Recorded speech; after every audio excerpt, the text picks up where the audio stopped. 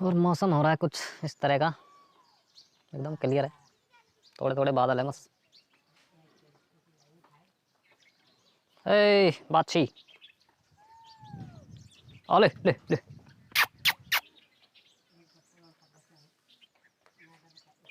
एकदम हल्की हल्की हवा बह रही है।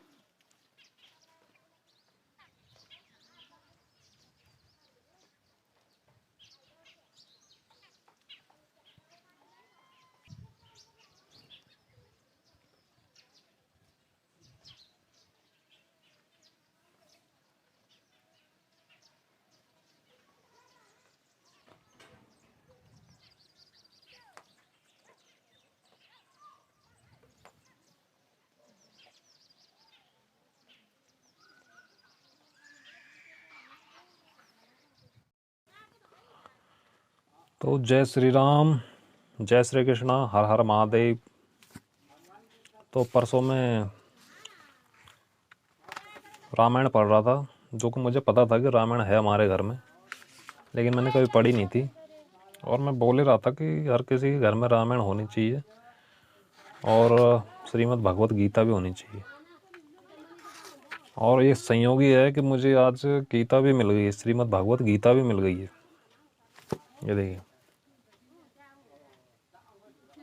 तो भाई जो चाहो वो मिल ही जाता है। तो गीता प्रेस गोरखपुर है, ये काफ़ी फेमस है, आपने भी सुना होगा या आपके घरों में भी कोई ना कोई पुस्तक होगी इसकी।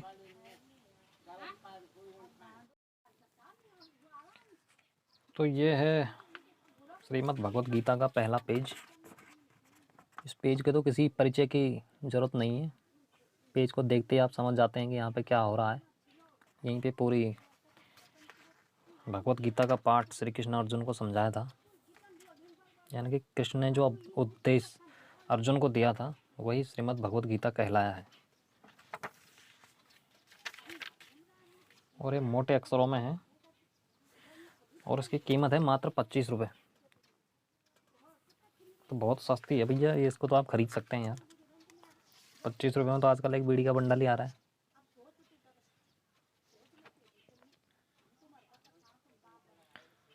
सबसे पहले इसमें निवेदन दिया गया है, मतलब प्रेस वालों ने निवेदन कर रखा है कि सर्वसाधारण को गीता की अमोघ महिमा का ज्ञान कराने के लिए यह सटीक संस्करण प्रकाशित किया गया है।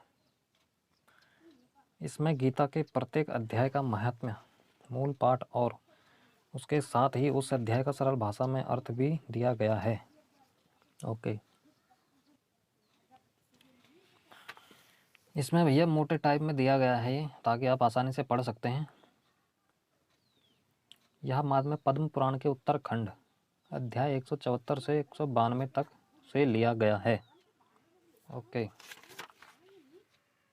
वाली आरती है भैया, दूसरी वाली है श्रीमद् भगवद गीता के पहले अध्याय का महात्म्य। तो इसका जो महात्म्य है वो यहाँ पर बताया गया है।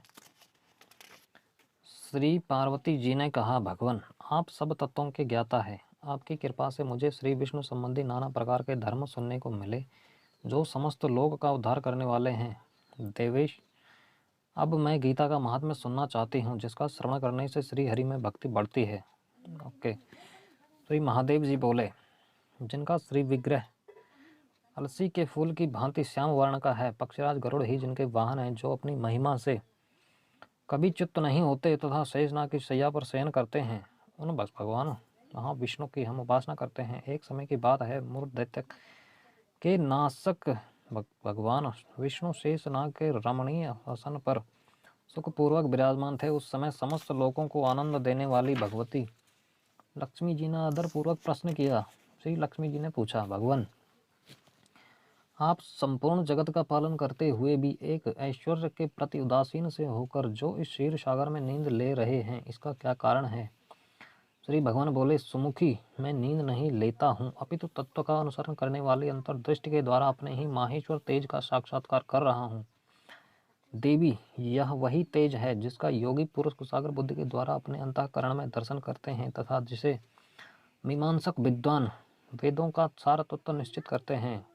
वह माहेश्वर तेज एक अजर प्रकाश स्वरूप आत्मरूप, रोग शोक से रहित अखंड आनंद का पुंज निष्पंद तथा द्वैत रहित है। इस जगत का जीवन उसी के अधीन है, मैं उसी का अनुभव करता हूँ। देवेश्वरी, यही कारण है कि मैं तुम्हें नींद लेता सा प्रतीत हो रहा हूँ। ओके। श्री लक्ष्मी जी ने कहा, ऋषिकेश। अच्छा, ऋषिकेश है भी यहाँ पे, विष्णु जी का नाम ऋषिकेश भी है। आप ही योगी पुरुषों के ध्येय हैं। आपके अतिरिक्त भी कोई ध्यान करने योग्य तत्व है, यह जानकर मुझे बड़ा कौतूहल हो रहा है। इस चराचर जगत की सृष्टि और संहार करने वाले स्वयं आप ही हैं। आप सर्वसमर्थ हैं। इस प्रकार की स्थिति में होकर भी यदि आप उस परम तत्व से भिन्न हैं तो मुझे उसका बोध कराइए। श्री भगवान बोले, प्रिय, आत्मा का स्वरूप द्वैत और अद्वैत से पृथक, भाव और अभाव से मुक्त तथा आदि और अंत से रहित है। शुद्ध ज्ञान के प्रकाश से उपलब्ध होने वाला तथा परमानंद स्वरूप होने के कारण एकमात्र सुंदर है। वही मेरा ईश्वरीय रूप है। आत्मा का एकत्व ही सबके द्वारा जानने योग्य है। गीता शास्त्र में इसी का प्रतिपादन हुआ है।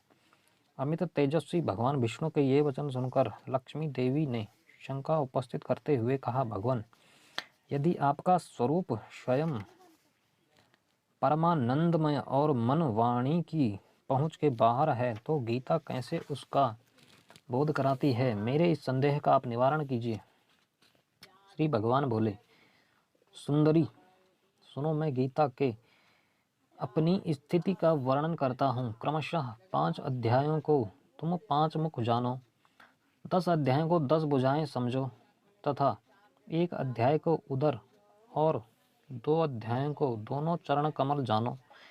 इस प्रकार यह 18 अध्यायों की वांगमयी ईश्वरीय मूर्ति ही समझनी चाहिए।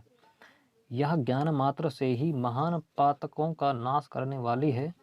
जो उत्तम बुद्धि वाला पुरुष गीता के 1 या आधे अध्याय का अथवा 1 आधे या चौथाई श्लोक का भी प्रतिदिन अभ्यास करता है, वह सुशर्मा के समान मुक्त हो जाता है। सुशर्मा के समान मुक्त हो जाता है। यहाँ पर भगवान ने सुशर्मा का जिक्र किया है। तो श्री लक्ष्मी जी ने पूछा, देव, सुशर्मा कौन था, किस जाति का था और किस कारण से उसकी मुक्ति हुई? भगवान बोले, प्रिय सुशर्मा बड़ी खोटी बुद्धि का मनुष्य था। पापियों को तो वह शिरोमणि ही था, पापियों का शिरोमणि।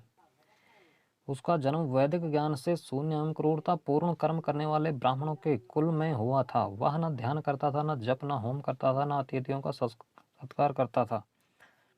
वह लंपट होने के कारण सदा विषयों के सेवन में ही आसक्त रहता था। हल जोतता और पत्ते बेचकर जीविका चलाता था। उसे मदिरा पीने का व्यसन था तथा वह मांस भी खाया करता था।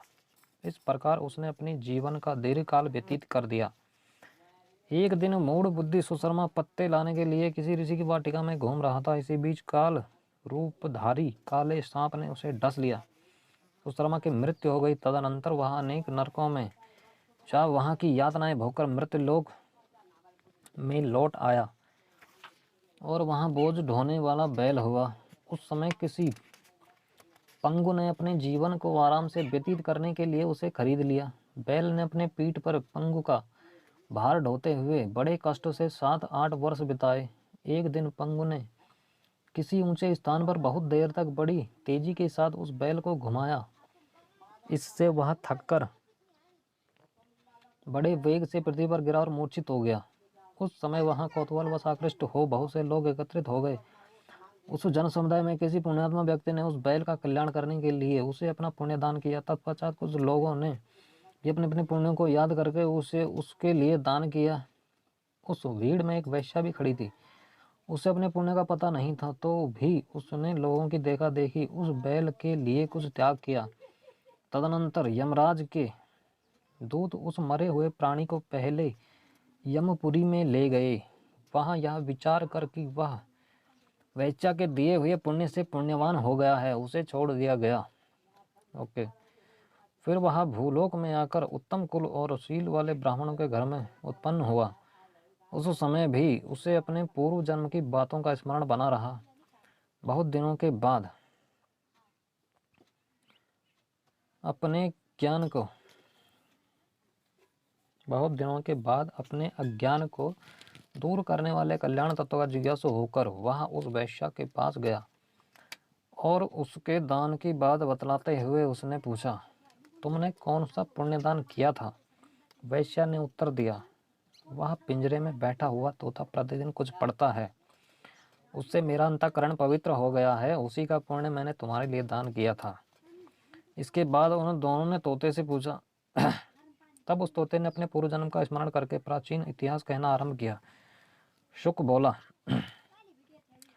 पूर्व जन्म में विद्वान होकर भी विद्वता के अभिमान से मोहित रहता था। मेरा राग द्वेष इतना बढ़ गया था कि मैं गुणवान विद्वानों के प्रति भी ईर्ष्या भाव रखने लगा। फिर समयानुसार मेरी मृत्यु हो गई और मैं अनेकों घृणित लोकों में भटकता फिरा। उसके बाद इस लोक में आया। सदगुरु की अत्यंत निंदा करने के कारण तोते के कुल में मेरा जन्म हुआ। पापी होने के कारण छोटी अवस्था में ही मेरा माता पिता से वियोग हो गया। एक दिन मैं ग्रीष्म ऋतु में तपे हुए मार्ग पर पड़ा था। वहाँ कुछ श्रेष्ठ मुनि मुझे उठा लाए और महात्माओं के आश्रम के भीतर एक पिंजरे में उन्होंने मुझे डाल दिया। वहीं मुझे पढ़ाया गया। ऋषियों के बालक बड़े आदर के साथ गीता के प्रथम अध्याय की आवृत्ति करते थे। उन्हीं से सुनकर मैं भी बारंबार पाठ करने लगा। इसी बीच में एक चोरी करने वाले बहेलिये ने मुझे वहां से चुरा लिया। तत्पश्चात इस देवी ने यानी इस वैश्या ने मुझे खरीद लिया। यही मेरा वृतांत है जिसे मैंने आप लोगों को बता दिया है। पूर्व काल में मैंने इस प्रथम अध्याय का अभ्यास किया था जिससे मैंने अपने पाप को दूर किया है।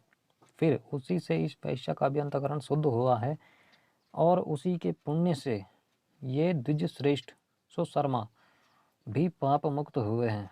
तो ये तो थी भैया सुशर्मा की कहानी, जो कि भगवान विष्णु ने श्री लक्ष्मी जी को इसके बारे में बताया था। इस प्रकार परस्पर वार्तालाप और गीता के प्रथम अध्याय के महात्म्य की प्रशंसा करके वे तीनों निरंतर अपने अपने घर पर गीता का अभ्यास करने लगे। फिर ज्ञान प्राप्त करके वे मुक्त हो गए। इसलिए जो गीता के प्रथम अध्याय को पढ़ता, सुनता और अभ्यास करता है उसे इस भवसागर को पार करने में कोई कठिनाई नहीं होती है। तो गीता के प्रथम अध्याय का महात्म्य आपने सुना। प्रथम अध्याय में क्या क्या है थोड़ा देखते हैं। अथ श्रीमद् भगवद गीता अथ प्रथमोऽध्याय। अच्छा, धृतराष्ट्र उवाच धर्मक्षेत्रे कुरुक्षेत्रे समवेता युयुत्सवः मामकाः पांडवाश्चैव किम कुर्वत संजय। यानी कि जो धृतराष्ट्र जी हैं वो संजय से पूछ रहे हैं कि इस धर्म क्षेत्र कुरुक्षेत्र में क्या हो रहा है। जो भी वर्णन उन्होंने पूछा होगा तो प्रथम अध्याय में यही है सारा। ये तो पूरा संस्कृत में है। अच्छा, यहाँ से हिंदी में है। तो जिसको संस्कृत आती होगी या संस्कृत में जो इंटरेस्टेड होगा वो पढ़ सकता है, बाकी हिंदी में पढ़ सकते हैं। काफ़ी सस्ती है भैया, इतना तो हर किसी को खरीदना ही चाहिए। और इसमें प्रथम अध्याय ही है मुझे लग रहा है।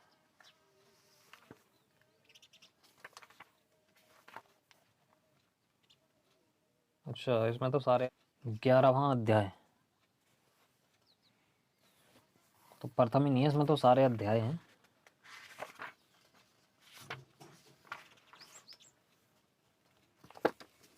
तो बहुत अच्छी किताब है भैया, संस्कृत में भी है, हिंदी में भी है, आपको रखनी चाहिए।